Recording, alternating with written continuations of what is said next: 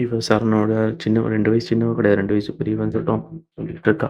உடனே வந்து அவங்க நாத்தனார் வந்தோனே கேட்குறா, "என்ன வாய்க்கிழிய பேசுவீங்களே இப்ப பேசுங்க, இப்ப பேசுங்க ராஜி" அப்படின்னு சொல்லிட்டு இருக்காங்க.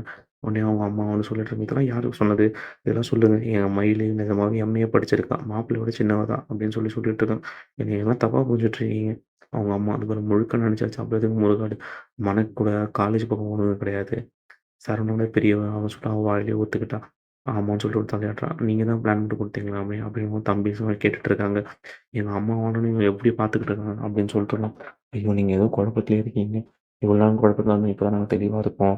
எவ்வளோ மட்டமா இருப்பாங்க அவ அப்படின்னு சொல்லி எல்லாரும் சொல்லிட்டு இருக்காங்க. வாக்கப்பட்ட வந்ததுலேருந்து எம்புட்டு நடிப்பு. என் குடும்பம், என் குடும்பம்னு சொல்லிட்டு ஃபுல்லா நம்ப செஞ்சோம்.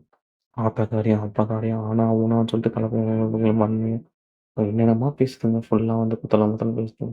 மொதல்ல கலவரம்லாம் இயல்பா இருக்கலாம். தூங்கணும். இதுக்கப்புறம் நீங்க ஏம்மா இப்படி பேசிட்டு இருக்கீங்க? அப்படின்னு சொல்லிட்டு அருவருப்பா இருக்கு எனக்கு. அப்படின்னு சொல்லிட்டு அவங்க சொல்லிட்டு இருக்காங்க. வீட்டுக்கு ஒரு வாரிசு வரப்போகுதுன்னு சொல்லி எவ்வளோ சந்தோஷமா இருந்தோம்.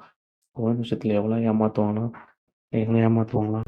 மத்ததெல்லாம் பொய் சொன்னீங்கன்னா அப்பலாம் ஒத்துப்பீங்களா? இல்லங்க மதினிமா நான் தான் அந்த கிட்லாம் வாங்கிட்டு வந்து அந்த 2 கோடு வந்துச்சு அதில பார்த்துருக்கேன். நாங்கலாம் நல்ல குடும்பம் சேர்ந்தவங்க. ரொம்ப நல்லவங்க அப்படின்னு சொல்றாங்க. உடனே சரவணன் வந்து, "ச்சீ நீங்கலாம் நல்லவங்கடா, நல்ல குடும்பமாடா. நீங்க எப்படி வாய் வர மட்டும் பொய் பேசுறீங்க?" அப்படின்னு சொல்லிட்டு இருக்கான். "அப்பா நேத்து உங்ககிட்ட பேசும்போது மறந்துட்டேன்ப்பா. பொய் மட்டும் சொன்னது இல்லப்பா. இந்த மாரி திருட்டு வேலையும் நல்லா பார்ப்பான்ப்பா. அவன் என்ன பண்ணுவான் அந்த கடையில அமௌண்ட் காணாம போச்சுன்னு சொன்னீங்களா, அது யார் தெரியுமா பண்ணா? மாமா எடுக்கலப்பா. என்கிட்ட மாமா கிட்ட கேட்டீங்களாப்பா, அந்த மாமா எடுக்கலப்பா. அது வந்து எடுத்தது இந்த ஆள் தான்ப்பா." கடைக்கு வந்து இந்த எடுத்து இந்த காசு எடுத்தது இந்த ஆள் தான்ப்பா. அப்படின்னு சொன்னோனே அப்படியே ஐய்யய்யோ! அப்படின்ற மாரி ஆயிடுச்சு. எல்லாரும் ஷாக். அவங்களுக்கு எல்லாரும் பார்க்கறது. ஐய்யய்யோ! நான் எடுக்கலங்க அப்படின்னு சொல்லிட்டு அவங்க அப்பா சொல்லிட்டு இருக்கான். இந்த அப்பா கடைக்கு வரதுக்கே நம்ம ஹெல்ப் பண்றதுக்காகலாம்ப்பா நம்ம இந்த கடையிலேருந்து காசு ஆட்டய போட்டு தான்ப்பா வந்துட்டுருக்கோம். அப்ப ஏன்டா அப்பயே சொல்லல நீனு? நீங்க கஷ்டப்படுறீங்கன்னு சொல்லிட்டாங்க. நான் எதுவுமே சொல்லவே இல்ல. இதுவே எவ்வளோ கஷ்டம் இவ்வளோ இது வந்துட்டுருக்கு. நான் எதுவுமே யாரும் சொல்ல வேணாம்னு சொல்லிட்டு அமைதியா இருந்திருக்கேன் நானு. ஐயோ! அவன் என்னதான் ஏன்டா சார் உன்ன அப்படி ஆக்கி சொல்லிட்டு அவங்க அம்மா தலையாச்சு. அம்மா, இவங்க அப்பா, இவங்க ஆளு ரெண்டும் வந்து இந்த பிளானோட தான்ப்பா. இவங்க மொத்த குடும்பத்தையும், மொத்த இதையும் ஆட்டைய போடுறது தான்ப்பா இவங்க பிளானு.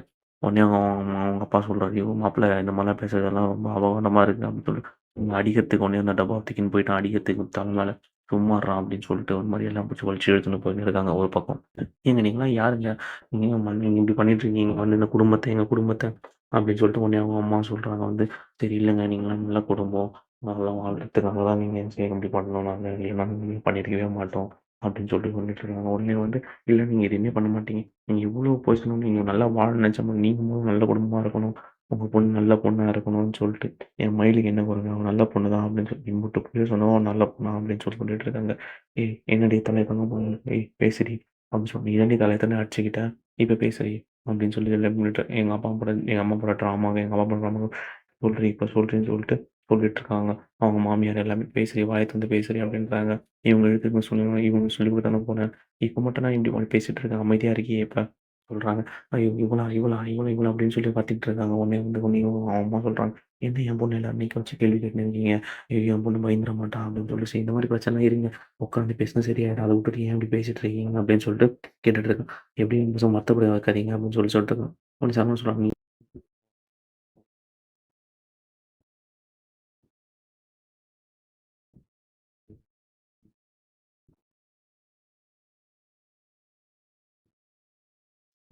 ஒரு வார்த்தை சொல்றாரு.